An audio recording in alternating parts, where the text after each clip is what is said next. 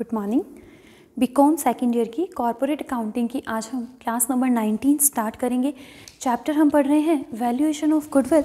कुछ क्वेश्चन इस चैप्टर के हम पिछले क्लासेस में सॉल्व कर चुके हैं। आज हम स्टार्ट करेंगे हमारे क्वेश्चन नंबर 8 से। देखिए क्वेश्चन गिवन है आपको,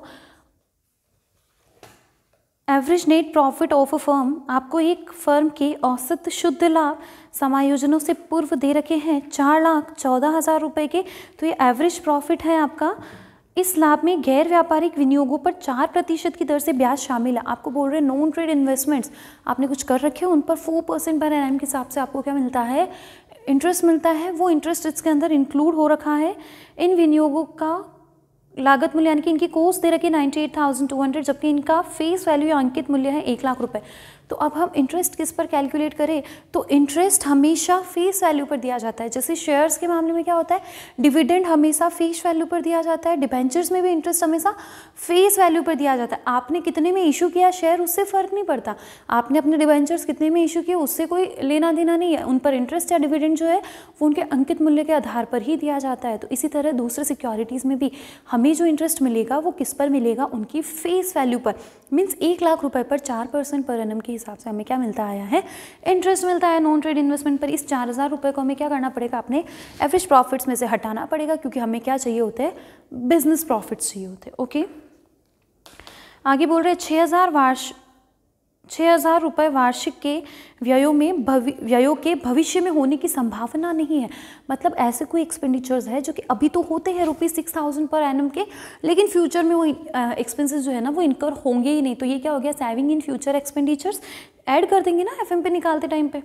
आगे दे रखे हैं आयकर के लिए आयोजन यानी कि रेट ऑफ इनकम टैक्स आपको दे रखी है 35%। तो हम जब एफएमपी बिफोर टैक्स निकालने के बाद माइनस करते हैं ना इनकम टैक्स, तो वो टैक्स कितना माइनस कर देंगे, 35% की रेट पर। सिंपल। एनआरआर 8% हो सकती है, ठीक है। व्यापारिक फर्म में औसत विनियोजित कोष यानी कि एवरेज कैपिटल एम्प्लॉयड आपको कितनी दे रखी है, 22,98,200 including non trade investments. Non trade investments of ₹98,200। ध्यान देना, क्योंकि हम अपनी बुक्स के अंदर हमारे इन्वेस्टमेंट को बुक वैल्यू पर शो करेंगे, पर इंटरेस्ट किस पर मिलेगा, फेस वैल्यू पर। तो इस 22,98,200 में कितने नॉन ट्रेड इन्वेस्टमेंट शामिल है, तो 98,200 रुपये को उनको हटाना पड़ेगा, तभी हमारी कैपिटल एम्प्लॉयड आएगी। और देखिए कि एवरेज फंड्स इन्वेस्टेड दे रखा है या एवरेज फंड्स एम्प्लॉयड दे रखा है, that means average capital employed already given है क्वेश्चन के अंदर। हमें वापस से एवरेज कैपिटल एम्प्लॉयड निकालने की ज़रूरत नहीं है। चालू वर्ष का कर पूर्व लाभ 4,50,000 रुपये। Current years profit before tax is ₹4,50,000। ये कहाँ काम आता है, तो ये काम आता है कि आपको अगर एवरेज कैपिटल एम्प्लॉयड निकालनी हो, लेकिन एवरेज कैपिटल एम्प्लॉयड तो हमें ऑलरेडी फाइंड आउट करके दे रखिए। देखते हैं आगे क्वेश्चन बोल रहा है कि अधिलाभों की 3 वर्षों के क्रय के आधार पर ख्याति का मूल्य लेते हुए ख्याति एवं संपूर्ण फर्म का मूल्य ज्ञात कीजिए। गुडविल तो हम फाइंड आउट कर लेंगे। सुपर प्रॉफिट का 3 इयर्स परचेज मेथड आपको बोला है value of business. Then value of business क्या होता है, तो अभी हमने पढ़ा था लास्ट क्वेश्चन में, कैपिटल एम्प्लॉयड कौन सी, closing. Then formula closing capital employed plus goodwill is equals to value of business. तो हमें क्या चाहिए होगी, क्लोजिंग कैपिटल एम्प्लॉयड। एवरेज तो निकल जाएगी, क्लोजिंग कैसे निकालेंगे, तो क्लोजिंग कैपिटल एम्प्लॉयड निकालने के लिए हम क्या करेंगे, एवरेज कैपिटल एम्प्लॉयड में half of current years profit after tax add कर देंगे। यही होता है, क्योंकि जब क्लोजिंग से एवरेज पे पहुंचना होता है तो माइनस करते हैं, तो जब एवरेज से क्लोजिंग पे पहुंचना है तो ऐड कर दो। बहुत सिंपल सी चीज़ है, तो करेंगे लास्ट में ये। तो उससे पहले हम अपनी गुडविल फाइंड आउट करेंगे, और गुडविल फाइंड आउट करने के लिए हमें 2 चीज़ें चाहिए, नॉर्मल प्रॉफिट और एफएमपी, क्योंकि उन्हीं से क्या निकलता है, हमारा सुपर प्रॉफिट निकलता है। तो चलिए हम क्वेश्चन स्टार्ट करते हैं। क्वेश्चन नंबर 8, सबसे पहले हम फाइंड आउट कर लेते हैं फ्यूचर मेंटेनेबल प्रॉफिट कैसे निकालेंगे। देन एवरेज प्रॉफिट हमें क्वेश्चन के अंदर गिवन है ₹4,14,000। इसमें बोला है income from non trade investments कितनी गिवन है, आपकी फेस वैल्यू ऑफ इन्वेस्टमेंट का 4% इंटरेस्ट मिलता है, मतलब कि 4,000। तो ये हमारे पास क्या आ गए, बिजनेस प्रॉफिट्स कितने के, 4,10,000 की। बहुत सिंपल सा कंसेप्ट है ना। हमें क्या करना है, income from non trade investment को हटाना है। हमने हटा दिया 4,000 रुपये की, क्योंकि इंटरेस्ट हमेशा फेस वैल्यू पर मिलता है। अब इसके बाद हमें एक क्वेश्चन में बोल रहे कि 6,000 रुपये का खर्चा ऐसा है जो कि फ्यूचर में होगा ही नहीं, तो यहाँ ऐड कर दो सेविंग इन फ्यूचर एक्सपेंडिचर्स। कितने की सेविंग हो रही है, ₹6,000 की। इसके बाद हमें और बोल रहे हैं, ओके ये यही तक था। उसके बाद हमें टैक्स की इन्फॉर्मेशन दे रखी है, तो टैक्स तो निकाल लेंगे। ये आ गया हमारा future maintainable profit before tax 4,16,000।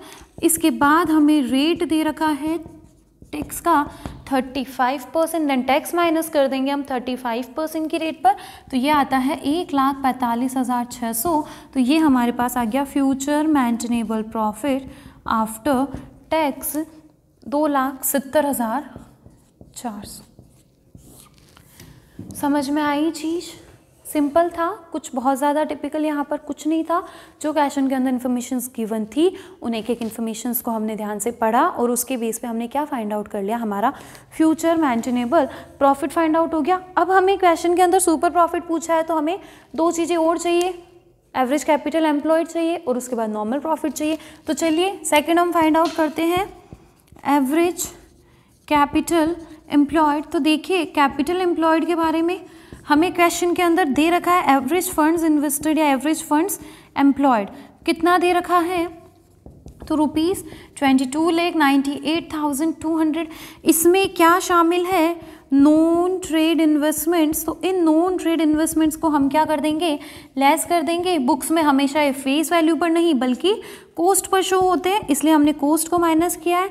हमारे पास आ गई एवरेज कैपिटल एम्प्लॉयड 22 लाख रुपए की। अब हमें क्वेश्चन के अंदर नॉर्मल प्रॉफिट के लिए जो NRR चाहिए वो भी गिवन है, तो हम नॉर्मल प्रॉफिट कैसे फाइंड आउट करेंगे, तो नॉर्मल प्रॉफिट का फॉर्मूला क्या हो जाएगा, average capital employed into normal rate of return upon 100। Average capital employed हमारी 22 लाख रुपए, NRR हमें क्वेश्चन के अंदर गिवन है 8%, तो यह आ गया ₹1,76,000 का नॉर्मल प्रॉफिट। देखिए दोनों चीज़ें आ गई, FMP आ गया, नॉर्मल प्रॉफिट आ गया, सुपर प्रॉफिट निकाल लेते हैं। तो फोर्थ हम कैलकुलेट कर लेते हैं हमारा सुपर प्रॉफिट। सुपर प्रॉफिट का formula future maintainable profit minus normal profit 2,70,400, उसमें से लेस कर देंगे 1,76,000। देन हमारे पास आ जाएंगे हमारे सुपर प्रॉफिट्स, और सुपर प्रॉफिट की वैल्यू आती है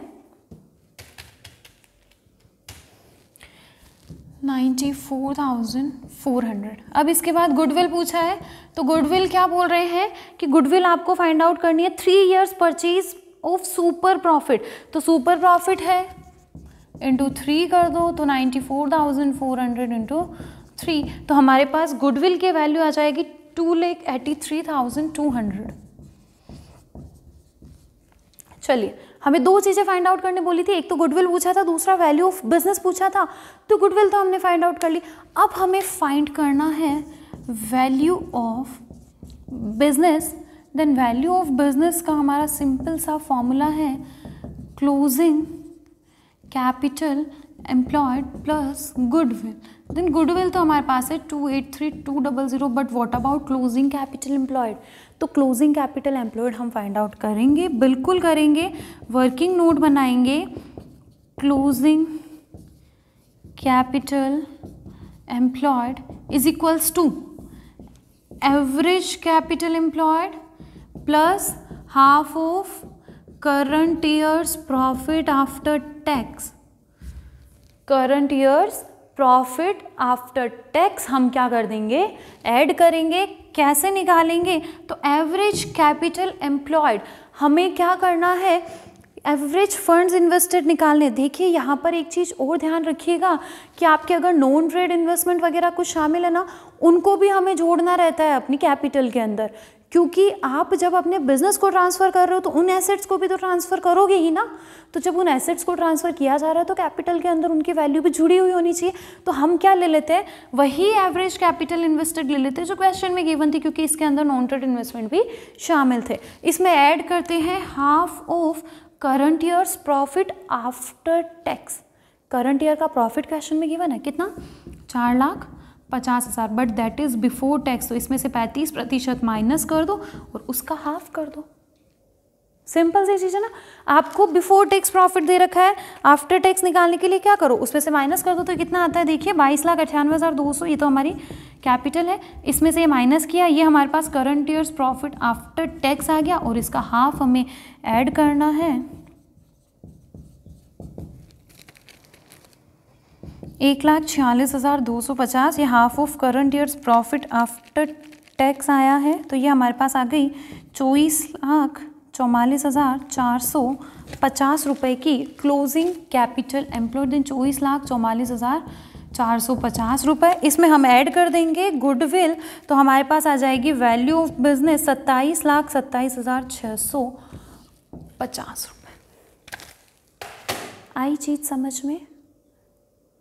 समझ में आया क्वेश्चन?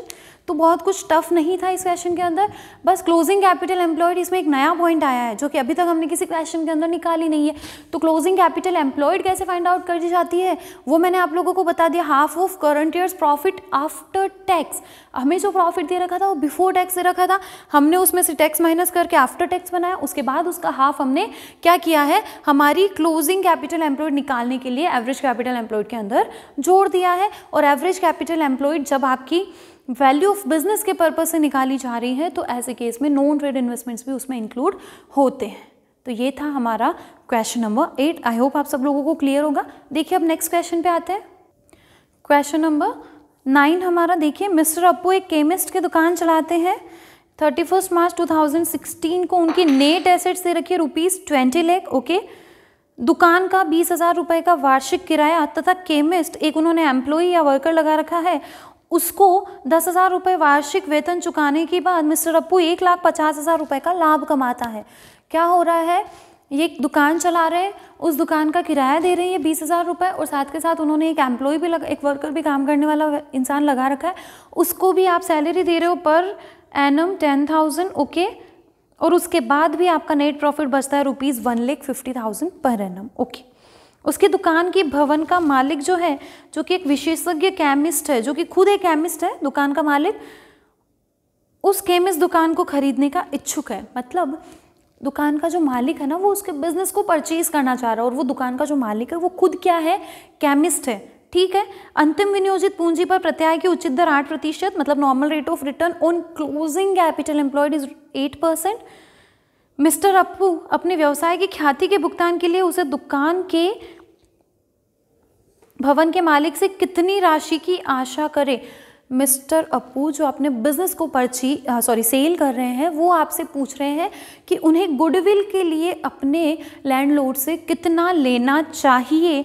ठीक है, ख्याति का मूल्यांकन करने के लिए दुकान का भवन जो कि अभी किराए पर दिया हुआ है उसका बाजार मूल्य 2 लाख रुपए और उस पर डेप्रिसिएशन 5% की दर से माना जा सकता है। दुकान भवन के मालिक केमिस्ट का उचित पारिश्रमिक 15,000 रुपये वार्षिक माना जा सकता है। देखिए 2 चीज़ें यहाँ पर आएगी। सबसे पहली बात तो ये कि मान लीजिए कि मेरी कोई शॉप है, वहाँ पर कोई दूसरा दुकान चला रहा है, मैं केमिस्ट हूँ, ठीक है, और उसने केमिस्ट क्या कर रखा है, एक एम्प्लॉय लगा रखा है क्योंकि वो खुद केमिस्ट नहीं है।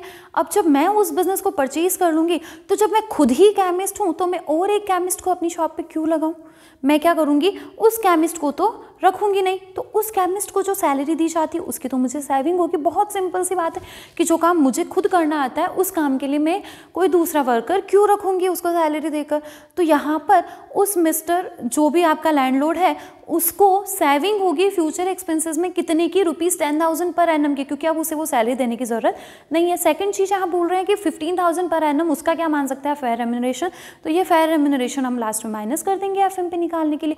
सेकंड चीज़, अभी तक क्या हो रहा था कि मेरी दुकान मैंने किसी और पर्सन को दे रखी है, इसलिए वो जब अपने प्रॉफिट एंड लॉस अकाउंट बनाते हैं तब वो उसमें ₹20,000 पर एनम के हिसाब से रेंट डेबिट करते हैं। बट अब जब मेरी खुद की दुकान है, मेरा खुद का बिजनेस है, तो मुझे रेंट की तो कोई एक्सपेंसेस है ही नहीं। तो ये एक और सेविंग इन फ्यूचर एक्सपेंडिचर है, saving in future rent. 20,000 per annum का रेंट मुझे अब किसी को पे करने की ज़रूरत नहीं है। लेकिन अब क्या होता है कि जो मैंने मान लो कुछ चीज़ रेंट पे ले रखी है तो उसे मैं अपनी बिजनेस एसेट मानकर अपनी बैलेंस शीट में तो नहीं दिखाती हूँ। सिंपल सी बात है ना, मैंने अगर दुकान किराए ले रखी है तो मेरी अपनी तो है नहीं, तो मैं ना तो उसे अपनी बैलेंस शीट में एज एन एसेट दिखाती हूँ और ना ही उस पर कोई डेप्रिसिएशन ही चार्ज करती हूँ। लेकिन अगर वो मेरी खुद की दुकान बन जाए तो फिर तो मुझे उसे अपनी बैलेंस शीट में भी दिखाना चाहिए, वो मेरी नेट एसेट्स में भी जुड़ेगी, उस पर डेप्रिसिएशन भी लगेगा। तो अब जब दुकान का मालिक इस चीज़ को खरीदेगा तो उसकी नेट एसेट्स भी बढ़ेगी 2 लाख रुपए से, उसका डेप्रिसिएशन बढ़ेगा, that will be additional depreciation on building. क्यों? क्योंकि अभी तक तो उस पर्सन ने, मतलब मिस्टर अप्पू ने कभी भी डेप्रिसिएशन चार्ज किया ही नहीं होगा ना, और करेगा भी क्यों? क्योंकि उसकी तो दुकान ही नहीं थी। तो अब जब हम कैलकुलेशन करेंगे तो इन सारे पॉइंट्स को हमें ध्यान में रखना है, एक भी पॉइंट मिस नहीं होगा, तब जाकर हमारा आंसर परफेक्ट आएगा। ओके, देन स्टार्ट करते हैं क्वेश्चन नंबर 9। फर्स्ट हम कैलकुलेट कर लेते हैं हमारा future maintainable profit. Then first calculation of future maintainable profit. तो देखिए हमें क्वेश्चन के अंदर एवरेज प्रॉफिट की इंफॉर्मेशन गिवन है। एवरेज प्रॉफिट कितना दे रखा है? ₹1,50,000। यही बोला है ना कि मिस्टर अप्पू जो है वो 1,50,000 पर एनम के हिसाब से प्रॉफिट अर्न कर लेते हैं। अब इसमें क्या क्या चेंजेस आएंगे? तो देखिए कि हमें फ्यूचर में रेंट देने की ज़रूरत नहीं है, तो सेविंग्स इन रेंट, कितना रेंट देते हैं अभी तक? 20,000 रुपये, वो नहीं देना पड़ेगा। ऐड करेंगे सेविंग्स इन सैलरी, क्योंकि हमें उस केमिस्ट एम्प्लॉय को रखने की ज़रूरत भी नहीं है जिसका आप 10,000 रुपये पर मंथ का अभी पेमेंट कर रहे हो। तो कितना हमारा प्रॉफिट आ जाएगा? 10,000 पर एनम के हिसाब से हमारे एक्सपेंसेस कम, प्रॉफिट इंक्रीज हो गया। तो हमने इसको क्या कर दिया, यहाँ पर ऐड कर दिया। अब इसके बाद डेप्रिसिएशन की इन्फॉर्मेशन हमें दे रखी है कि 2 लाख रुपए की बिजनेस एसेट आपकी बन जाएगी बिल्डिंग के नाम से। उस बिल्डिंग पर 5% पर एनम का 5% पर एनम का आपको क्या करना है? डेप्रिसिएशन चार्ज करना है। तो यहाँ लेस कर देंगे डेप्रिसिएशन ऑन बिल्डिंग, क्योंकि अभी तक ऐसा कोई खर्चा होता नहीं था, इसलिए ऑब्वियस सी बात है कि उन प्रॉफिट्स में तो घटा हुआ होगा नहीं। तो अब हम उसको माइनस करेंगे ₹10,000। यहाँ तक की चीज़ें होगी। अब फेयर रेम्यूनरेशन टू प्रोप्राइटर, अभी तक तो वो जो केमिस्ट है, जो आपका मालिक है दुकान का, वो कहीं और जॉब कर रहा था और उसको 15,000 पर एनम के हिसाब से पेमेंट मिल रहा था, बट अब वो अपनी दुकान संभालेगा क्योंकि यहाँ से केमिस्ट को हटाएंगे। तो अब उसका फेयर रेम्यूनरेशन यहाँ से क्या करेंगे? माइनस करेंगे। देन फेयर रेम्यूनरेशन कितना दे रखा है? ₹15,000 पर एनम का। तो ये हमारे पास आ जाएगा हमारा फ्यूचर मेंटेनेबल प्रॉफिट 1,55,000। समझ में आई चीज़? सिंपल सा है। अब इसके बाद हमें गुडविल जो निकालने को बोला है ना क्वेश्चन के अंदर, वो गुडविल हमें सुपर प्रॉफिट्स के बेस पे निकालनी है। ठीक है, देखिए क्योंकि हमें क्वेश्चन के अंदर क्या गिवन है, हमें क्वेश्चन के अंदर एफएमपी की इन्फॉर्मेशन तो है ही, साथ के साथ नॉर्मल प्रॉफिट के बारे में भी कुछ बोला गया है। तो इसका मतलब हमें खुद समझ जाना है कि हमें सुपर प्रॉफिट के बेस पे गुडविल निकालनी है। तो सुपर प्रॉफिट्स फाइंड आउट करेंगे। सेकंड हम फाइंड आउट करते हैं अब यहाँ पर calculation of capital employed. Capital employed के लिए हमें क्वेश्चन के अंदर एक इन्फॉर्मेशन गिवन है कि इस बिजनेस के अंदर नेट एसेट्स जो है ना वो 20 लाख रुपए की है। अब इस 20 लाख में बिल्डिंग तो शामिल होगी नहीं, क्योंकि मिस्टर अप्पू तो क्या था? किराएदार था, उसकी तो दुकान थी नहीं। लेकिन अब यहाँ पर बिल्डिंग नाम से एक एसेट और ऐड हो जाएगी ₹2 लाख की। देन टोटल ये आपकी कैपिटल एम्प्लॉयड भी है, ये आपकी टोटल नेट एसेट्स भी है 22 lakhs। After that we will find out normal profit.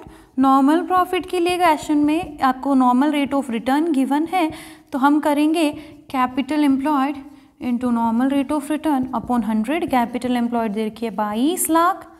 Normal rate of return आपको बोला गया है क्वेश्चन में कि ऐसे ही व्यवसाय पर अंतिम विनियोजित पूंजी पर प्रत्याय की उचित दर 8% मानी जा सकती है। Then 8% normal rate of return, then ₹1,76,000 is are normal profit. तो हमारे पास एफएमपी भी आ गया, हमारे पास नॉर्मल प्रॉफिट भी आ गया। तो फिर अब हम क्या फाइंड आउट कर सकते हैं? सुपर प्रॉफिट बहुत इजीली फाइंड आउट हो जाएंगे। Fourth, super profit is equals to future maintainable profit minus normal profit. Future maintainable profit 1,55,000 minus normal profit 1,76,000।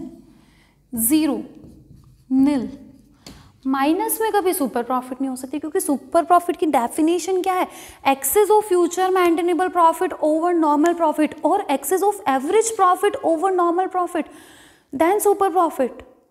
यहाँ तो ऐसा कुछ नहीं है, एफएमपी आपका कम है, नॉर्मल प्रॉफिट ज़्यादा, मतलब आप जब नॉर्मल प्रॉफिट के बराबर ही प्रॉफिट अर्न नहीं कर पा रहे हो तो कहाँ की तो सुपर प्रॉफिट और कहाँ की तो गुडविल। सो आगे हम क्या लिखेंगे, no super profit,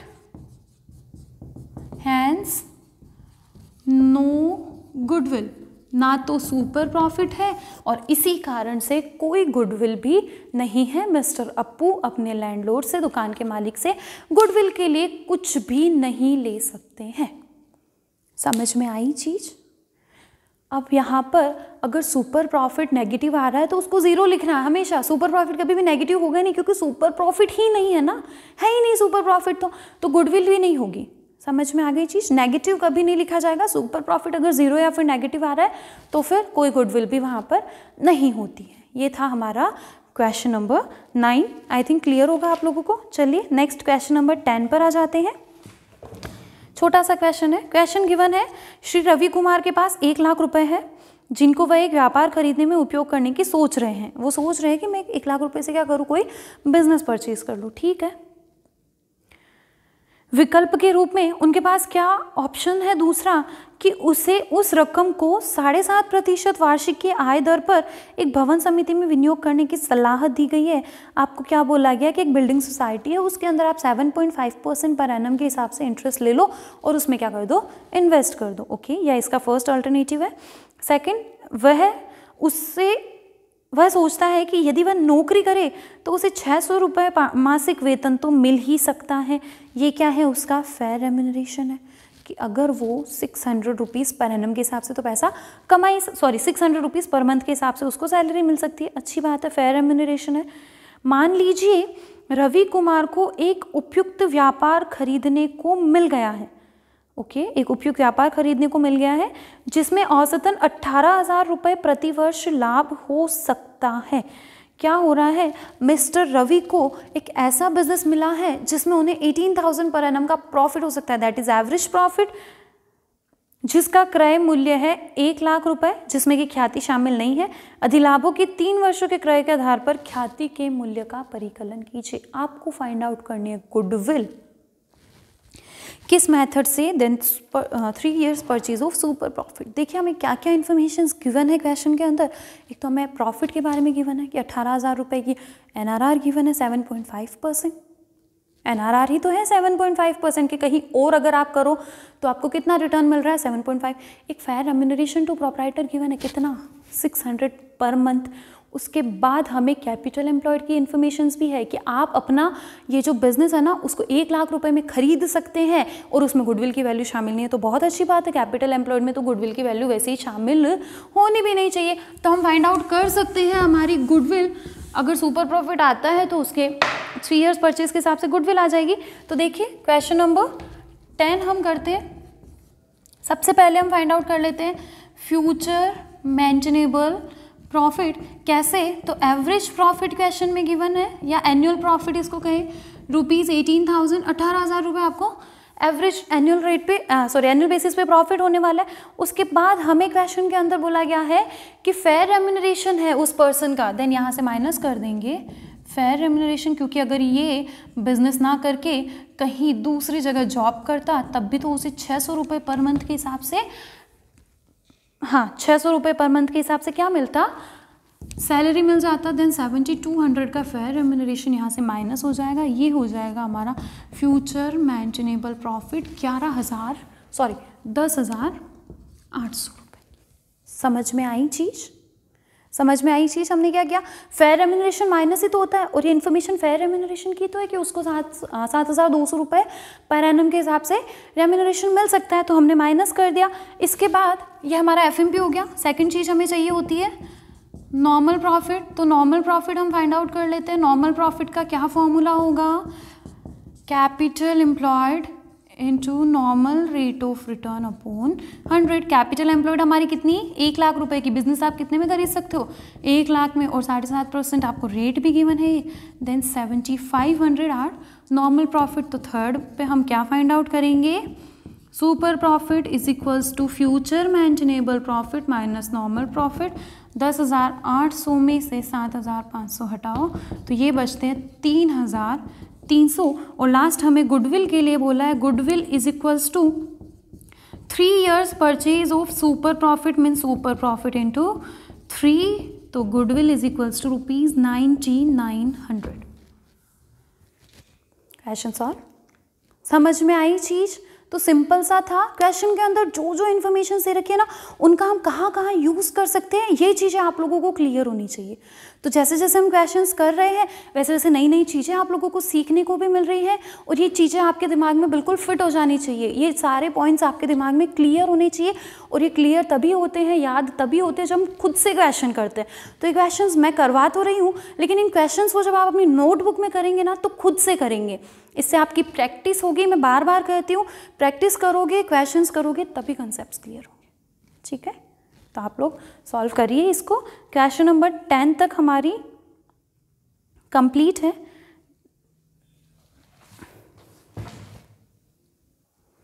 next class से आगे के क्वेश्चन हम सॉल्व करेंगे।